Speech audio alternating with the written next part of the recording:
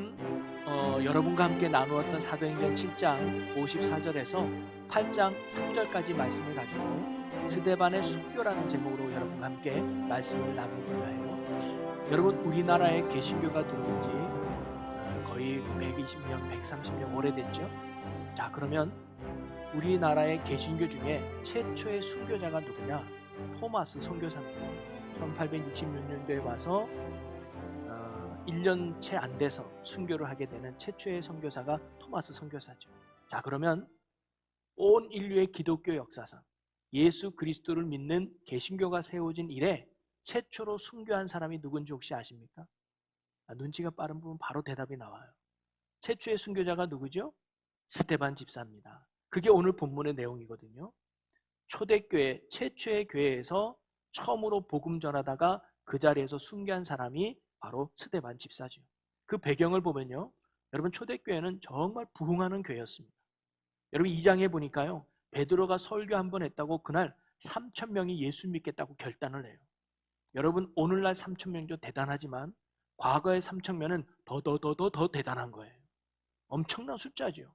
그뿐만 아니라 4장에 가면 베드로가 또다시 설교했는데 그때는 남자만 5,000명이 예수 믿겠다고 결단을 해요. 정말로 날이 갈수록 초대교회는 성도들로 가득 찼겠죠. 날마다 모여서 예배하고, 날마다 모여서 말씀을 배우고, 날마다 모여서 기도할 때 그 영적인 웅장함이 얼마나 대단했을까요? 근데 그뿐만 아니라 초대교회 성도들은요, 모일 때마다 빈손으로 오지 않았던 것 같아요. 집에 있는 현금을 가져오거나, 집에 있는 물건을 가져오거나, 또는 땅을 팔아서 그것을 가져오거나, 사도들에게 내놓아서 이것을 가난한 성도들에게 좀 나눠주십시오 하면서 사랑의 풍성함이 있었던 교회가 초대교회였잖아요. 그러니까 사도들은 사람들이 모일 때마다 해야 될 일이 뭐냐면 성도들이 헌신한 헌물들을 모으는 거예요. 그리고 그것을 일정하게 구별해서 가난한 사람들에게 나눠주는 구제 사업도 사도들에게는 참으로 중요한 일이 돼버렸습니다. 그런데 사람들이 점점 많아지니까 몇천 명 또는 몇몇 명 되니까 사도들로서는 도저히 이 일을 다 감당할 수가 없게 된 거예요. 그래서 우리가 이러다 보니까 말씀도 잘 제대로 못 전하고 기도할 시간도 없으니 우리가 신실한 믿음과 성령 충만한 사람을 세워서 이 일을 맡아서 할 수 있도록 하자 해가지고 6장에 가면 초대교회 최초로 7 집사가 세워집니다. 여러분, 초대교회 그 집사가 오늘날 집사와는 좀 달라요. 그 당시 집사는 오늘날 보면 전도사와 비슷한 수준의 신앙을 가지고 헌신하는 사람들이었습니다. 그래서 그 7명의 집사를 세워놓고 사도들은 말씀을 가르치고 기도하는 일에 전무하고 교회 전반적인 일들은 이 집사들이 행했단 말이죠. 그 중에 한 사람이 바로 오늘 본문에 등장하는 스데반이라고 하는 집사입니다. 그리고 그 스데반이 집사가 7장에 가면 유대인들에게 복음을 전하는, 즉 설교하는 내용이 나와요. 그 설교의 내용이 뭐냐면 다른 거 아니에요. 예수가 그리스도라는 사실을 증거하는 겁니다. 여러분, 예수라는 분은 어느 날 갑자기 나타난 분이 아닙니다. 구약에 이미 예언된 메시아요, 그리스도가 바로 예수입니다. 과거 여러분들 보세요. 조상들이 하나님의 선지자를 보내서 하나님이 끊임없이 말씀을 전했지만 우리 조상들은 그런 하나님의 마음을 알지 못하고 선지자들을 죽이지 않았습니까? 그런데 그와 똑같은 죄를 지금 당신들이 짓고 있지 않습니까? 하나님이 메시아로 보내준 하나님의 아들인 그리스도인 예수를 여러분이 하나님의 뜻을 알지 못하고 그리스도를 십자가에 죽이지 않았습니까? 그러니 지금 당장 그 죄를 회개하고 예수 그리스도를 통해 구원을 얻으십시오라고 복음을 전했던 게 스데반 집사의 설교의 내용이거든요. 자, 그런데 이 설교를 듣고 많은 유대인들이 예수 믿겠다고 결단할 줄 알았는데 오늘 말씀을 보니까 이런 스데반을 향하여 신성 모독 죄를 지었다라고 하면서 성 밖으로 몰아가서 끝내 그에게 돌을 던져서 스데반이 돌에 맞아 죽게 되는 장면이 오늘 본문이죠. 그래서 초대교회 최초의 순교자가 발생하는 사건이 오늘 본문의 말씀의 내용입니다. 초대교회 성도들에게는 스데반의 이 죽음이 큰 아픔이었을 거예요. 큰 슬픔이었을 겁니다. 그러면서 저는 오늘 스데반 집사의 순교를 통해서 오늘 하나님께서 우리에게 가르쳐 주시고자 하시는 영적 교훈이 무엇인가를 몇 가지를 한번 나눠보려고 합니다. 크게 3가지를 여러분과 함께 나눠보려고 하는데요. 첫째는 뭐냐면 이 의로운 고난은 또 다른 은혜와 축복의 기회가 된다는 거예요. 즉 스데반의 죽음은 초대교회 성도에게는 큰 아픔이었습니다. 아우, 저렇게 신실한 사람이, 저렇게 믿음 좋은 사람이, 저렇게 열정적인 사람이 복음 한 번 전했다고 죽음을 맞이하는 게 얼마나 슬픈고 안타까운가라고 생각됐지만, 더 나아가서는요, 스데반의 죽음이 오히려 또 다른 하나님의 복음의 축복의 기회가 되는 사건이 됩니다. 여러분, 초대교회에 있어서 스데반의 죽음은 참으로 슬픔이죠. 그런데 이 유대인의 박해는 스데반 한 사람으로 끝나지 않았습니다.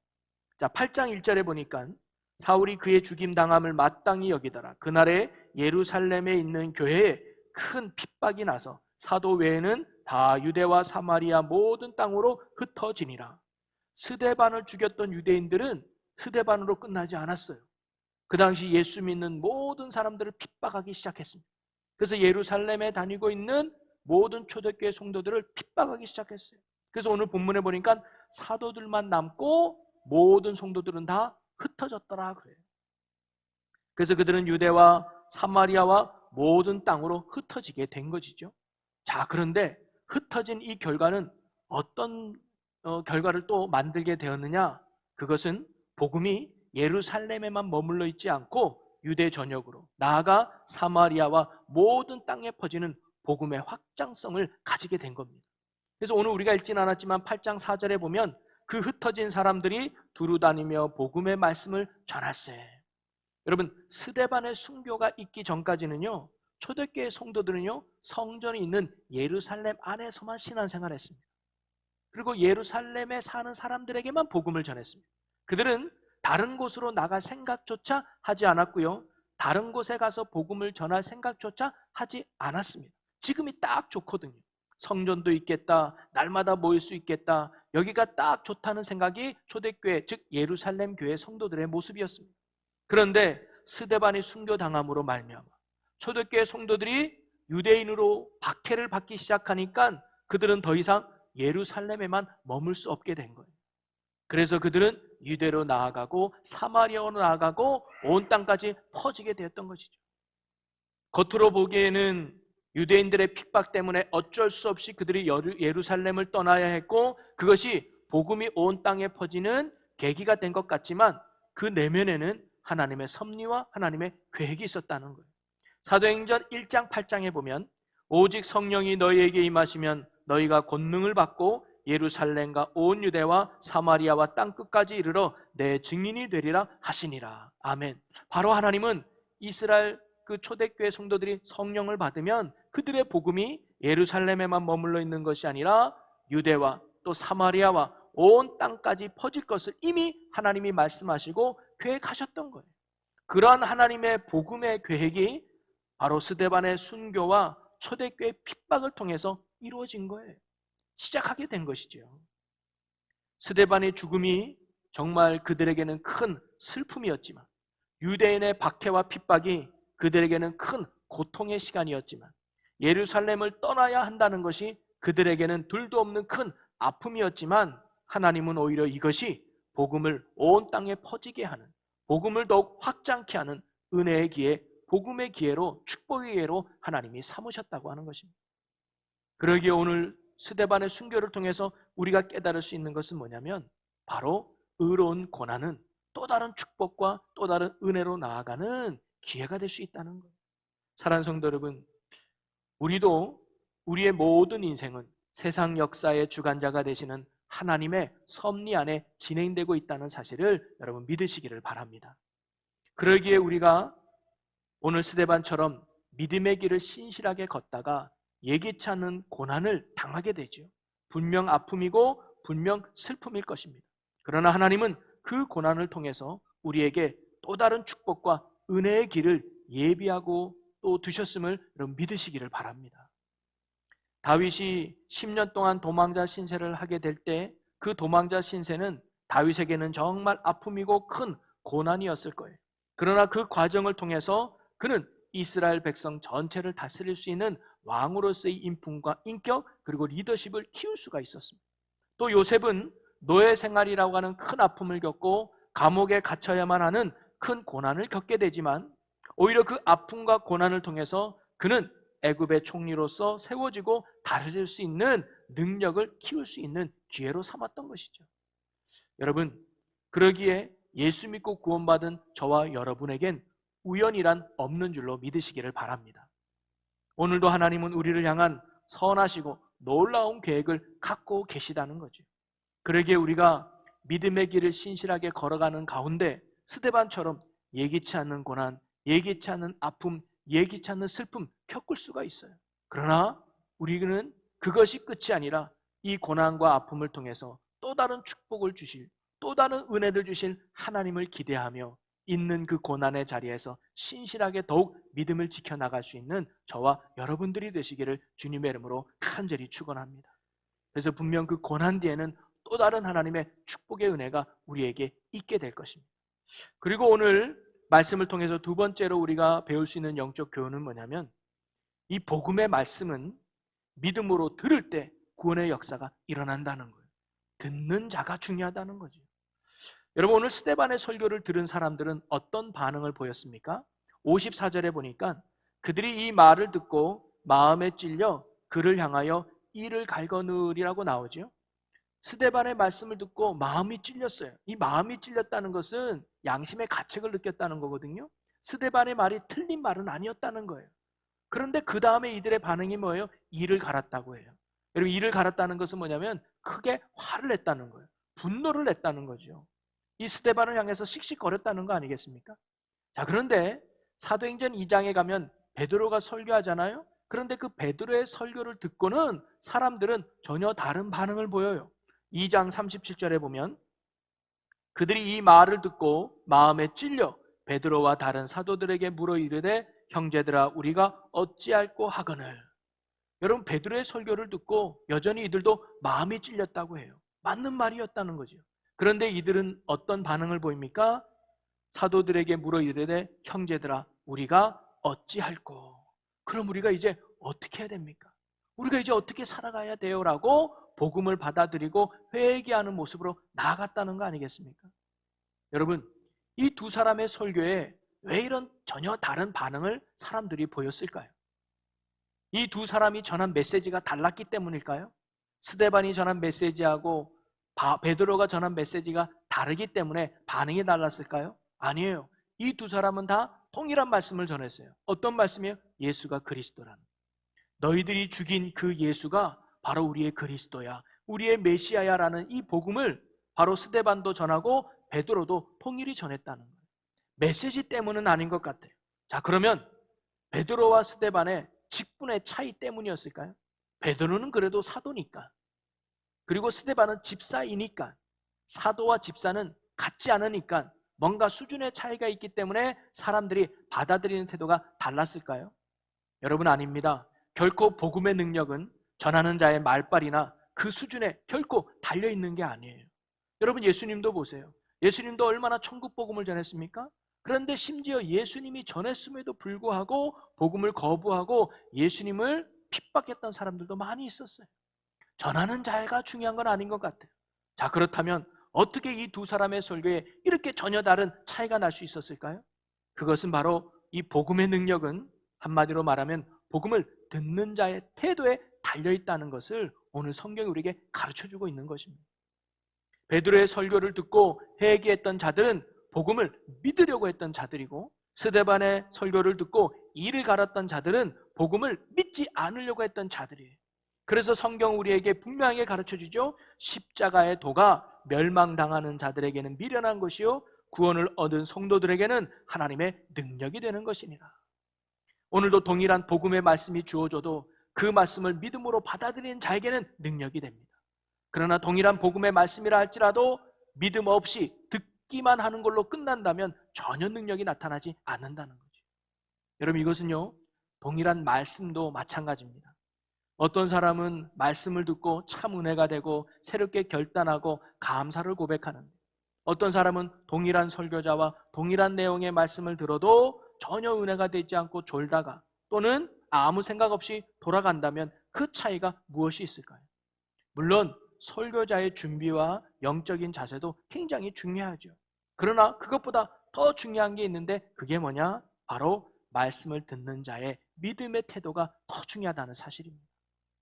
누가복음 8장에 보면 씨 뿌리는 비유를 우리는 너무나 잘 알고 있죠. 농부가 씨를 뿌렸는데 그 씨가 길가에 떨어지기도 하고 돌밭에 떨어지기도 하고 가시덤불에 떨어지기도 하고 좋은 땅에도 떨어진다고 했습니다. 그런데 그 길가에 떨어졌던 씨는 딱딱하니까 씨도 못 내려서 새가 와서 먹어버렸고, 돌밭에 떨어진 씨는 약간 뿌리를 내렸지만 흙이 얕아가지고 금방 말라 죽어버렸고, 그리고 가시덤불에 떨어진 씨는 어느 정도 자랐지만 가시 때문에 기운을 막아서 열매를 맺지 못했고, 좋은 땅에 뿌려진 씨만이 30배, 60배, 100배의 결실을 맺었다라는 예수님의 비유 기억나시죠? 너무나 상식적인 이야기 아닙니까? 그런데 이 말씀을 통해서 예수님이 말하려는 건 뭐냐면, 이 씨는 뭘 비유하느냐? 하나님의 복음, 말씀이라는 거예요. 근데 그 밭은 뭐냐? 바로 우리의 마음이라는 거예요. 씨가 중요한 것이 아니라 내 마음의 밭이 어떠냐에 따라서 이 복음이 능력이 되기도 하고 아무 영향이 없기도 된다는 거죠. 데살로니가 교회가 믿음의 역사가 일어나는, 그래서 하나님의 큰 기쁨이 되고 여러 교회에게 칭찬을 들었던 이유 중에 하나가 뭐냐? 바로 그들이 하나님의 말씀을 대하는 태도가 달랐기 때문이에요. 그래서 바울은 데살로니가 교회를 향해서 이렇게 말하지 않습니까? 2장 13절에 보니까 이러므로 우리가 하나님께 끊임없이 감사함은 너희가 우리에게 들은 바 하나님의 말씀을 받을 때에 사람의 말로 받지 아니하고 하나님의 말씀으로 받음이니 진실로 그러하도다. 이 말씀이 또한 너희 믿는 자 가운데서 역사하느니라. 데살로니가 성도들에게 말씀이 들어가면 그 말씀이 능력이 되고 복음이 들어가면 그 복음이 구원의 역사를 이루었던 이유는 그들이 복음을 들을 때, 그들이 말씀을 들을 때 하나님의 말씀으로 믿음으로 받아들였기 때문에 그 말씀이 그들의 삶에 역사했다는 거죠. 사랑하는 성도 여러분, 오늘 우리도 하나님의 말씀을 하나님의 말씀으로 들을 수 있는 믿음의 귀와 믿음의 마음이 우리의 마음이 되고 우리의 귀가 되길 주님의 이름으로 간절히 축원합니다. 말씀을 들을 때 그냥 세상 강의 듣듯이 듣는 것이 아니라 오늘 내게 주어지는 복음은, 오늘 내게 주어지는 말씀을 나를 살리는 생명의 말씀이다 믿음으로 들을 때 그 말씀이 여러분 안에서 30배, 60배, 100배의 결실을 맺는 구원의 능력이 된다는 거죠.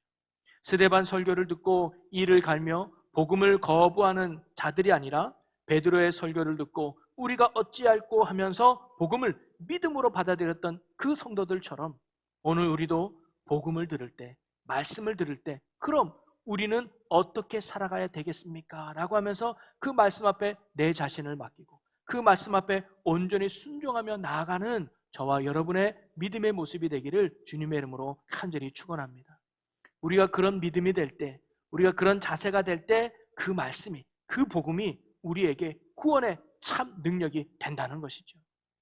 그리고 마지막 세 번째로 스데반의 순교를 통해서 우리에게 깨달을 수 있는 영적 교훈은 뭐냐면, 성령 충만함이 바로 영적인 승리와 신앙의 힘이 된다는 것을 오늘 말씀이 우리에게 가르쳐줘요. 여러분, 스데반 집사가 유대인들에게 복음을 전하는 이유가 무엇이었을까요? 다름이 아니다, 그들도 자신처럼 예수 믿고 구원받기를 원하는 마음에 그들에게 복음을 전한 거 아니겠습니까?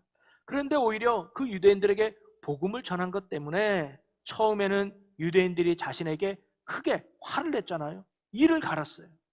아마 분노의 눈빛을 스데반에게 쏘았을지도 모르겠습니다. 어떤 사람은 막 욕을 했을지도 모르겠어요. 어떤 사람은 너 거기에서 한마디만 더 하면 너 죽여버릴 거라는 마음으로 돌을 들고 벌벌벌 떨고 있는 사람도 있을지 모르겠어요. 여러분, 만약에 여러분들이 이런 분위기 속에 있다면 어떻게 하시겠어요? 여러분이 옆집에 이사 왔어요. 그래서 이사 온 옆집에 가서 여러분에게 복음을 전했다 칩시다.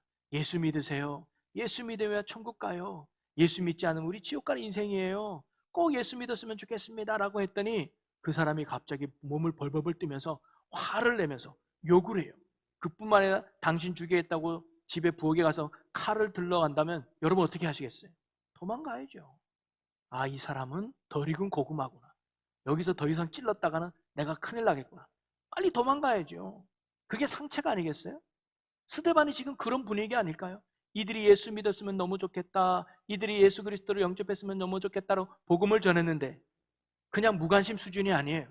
너희가 한마디만 더 하면 너 어떻게 될 줄 하면서 분노에 찬 유대인의 모습을 보면 도망가야 되는 거 아닙니까? 그런데 스데반은요 어떻게 했느냐? 55절과 56절을 보겠습니다. 스데반이 성령 충만하여 하늘을 우러러 주목하여 하나님의 영광과 및 예수께서 하나님 우편에 서신 것을 보고 말하되 보라 하늘이 열리고 인자가 하나님 우편에 서신 것을 보노라 한대. 스데반은요 자신을 향해서 분노의 화살을 쏘고 있는 그 유대인들을 향해서 두려워하기는커녕 오히려 하늘을 우러러 주목하면서 하나님의 영광과 예수님이 하나님 우편에 서신 것을 보면서 유대인들에게 보십시오. 하늘이 열리고 예수님이 하나님 우편에 서 계시지 않습니까? 예수가 정말 그리스도입니다. 당신은 이 그리스도를 믿었으면 좋겠습니다라고 끝까지 예수가 그리스도임을 증거하는, 선포하는 그런 믿음의 담대함을 지금 스데반이 보여주고 있는 거예요. 아니나 다를까 스데반의 이러한 말을 듣고 유대인들의 분노는 크게 달하게 되죠. 그래서 그들은 결국 돌을 들어서 스데반을 쳐 죽이게 됩니다. 그런데 더 놀라운 건요, 이러한 스데반이 죽음의 상황 속에서도 그가 보여준 믿음의 모습이었습니다. 59절을 보겠습니다. 그들이 돌로 스데반을 치니 스데반이 부르짖어 이르되 주 예수여 내 영혼을 받으시옵소서 하고, 여러분 그는 돌에 맞아 죽어가는 상황 속에서도 주님을 바라보며 부르짖기를 뭐라고 기도한 거예요? 주 예수님 내 영혼을 받아 주시옵소서. 마지막 죽음의 순간까지도 주님을 향한 믿음의 손을 놓치지 않는 그의 신실한 믿음을 보여주고 있습니다. 여러분 사람이요 이 사람이 믿음이 있냐 믿음이 없냐는 고난을 당해보면 알아요. 힘든 고난을 딱 당해보면 진짜 믿음은 이겨내요. 그러나 얕은 믿음은 원망과 불평을 해요. 내가 복음 전한 것 때문에 내가 복음 전한 것 때문에 사람들에게 돌을 맞아 죽으면 우리 같으면 원망의 소리가 나올 법한데 그 순간에서도 스데반은 믿음의 손을 놓지 않고 신실함을 잃어버리지 않았던 거예요. 그리고 그가 또 한 가지 죽음 앞에서 보여준 믿음이 뭐냐? 60절입니다. 무릎을 꿇고 크게 불러 이르되 주여 이 죄를 그들에게 돌리지 마옵소서 이 말을 하고 자니라. 스데반은요 자신에게 돌을 던지는 그들을 향해서 뭐라고 기도한 거예요? 주님 이 죄를 그들에게 돌리지 마옵소서. 그들을 용서해 달라고 기도한 거예요. 여러분이 만약에 이 자리에 있다면 상식적으로 일반 사람들 같으면 뭐예요? 하나님 저렇게 저 사람이 나에게 이렇게 해코지를 하네요. 저 사람이 나를 이렇게 힘들게 하네요. 주님 저 사람 2달만 병원에 입원시켜주세요. 저 사람 사업하는 거 조금만 망하게 해주세요. 그래서 하나님이 얼마나 무서운 존재인지를 저 사람이 좀 깨닫게 해주세요 라고 말하는 게 일방적인 우리의 생각 같은데 스데반은요 전혀 원망하지 않았습니다. 전혀 불평하지 않았습니다. 오히려 자신들을 향해서 돌을 던지는 그를 향해서 주님 저들을 용서해 주시옵소서. 저들의 죄를 저들에게 돌리지 마옵소서 하면서 사랑의 모습을 보여주지 않습니까? 여러분 오늘 보여준 스데반의 모습은요 바로 예수님이 십자가 위에서 보여준 그 모습을 생각나게 합니다. 예수님은 십자가에 못 박히면서 자신을 십자가에 못 박는 자들을 향해서 이렇게 말하죠. 아버지여 저들의 죄를 사하여 주옵소서. 자기들이 하는 것을 알지 못할 뿐입니다 라고 하면서 그들을 용서하는 사랑의 모습을 예수님이 보여주지 않습니까? 바로 스데반은요 예수님과 같은 마음으로 자신을 죽이는 자들을 향해서 용서와 사랑을 베풀어주고 있는 거예요. 그리고 그는 결국 죽음을 맞이했지만 성경은 그를 죽었다라고 표현하지 않고 잔다라고 표현해주고 있어요. 왜 잔다라고 했을까요? 스데반의 죽음은 끝이 아니었다는 거예요. 그가 비록 육신은 돌에 맞아 그 자리에 끝났을 줄 몰라도 스데반은 영혼은 하나님 나라에서 영광을 누리게 될 것을 성경이 가르쳐주고 있기 때문입니다. 이것이 바로 스데반의 진정한 영적 승리요 축복의 열매인 줄로 믿습니다. 저는 오늘 여러분들이 이런 스데반과 같이 어떤 고난 속에서도 어떤 아픔 속에서도 끝까지 믿음을 지키는 이런 영적인 승리와 신앙의 승리가 여러분에게도 있기를 주님의 이름으로 간절히 축원합니다. 스데반은요 죽음의 상황 속에서도 복음을 전하는 사명을 끝까지 포기하지 않았고요, 죽음을 향한 믿음의 손길을 끝까지 놓지 않았으며 자신에게 돌을 던지는 자들을 향하여 예수님의 사랑을 끝까지 보여주는 아름다운 모습을 바로 보여주었잖아요. 이것이 바로 스데반이 보여준 영적인 승리요 신앙의 힘이었는데, 자 그렇다면 이 스데반이 이런 영적인 승리와 신앙의 힘은 어디에서 나왔을까요? 어떻게 해서 그가 이렇게 죽음의 상황 속에서도 담대히 복음을 전하고 죽음의 상황 속에서도 믿음을 잃지 않고 죽음의 상황 속에서도 그들을 용서하는 이런 신앙의 아름다운 모습을 보여주었을까요? 스데반은요, 성령의 충만함으로 말미암아 이런 영적 승리를 가져올 수 있었다는 것입니다. 바로 스데반의 영적 승리와 신앙의 힘은 바로 성령 충만에 있었던 것이죠.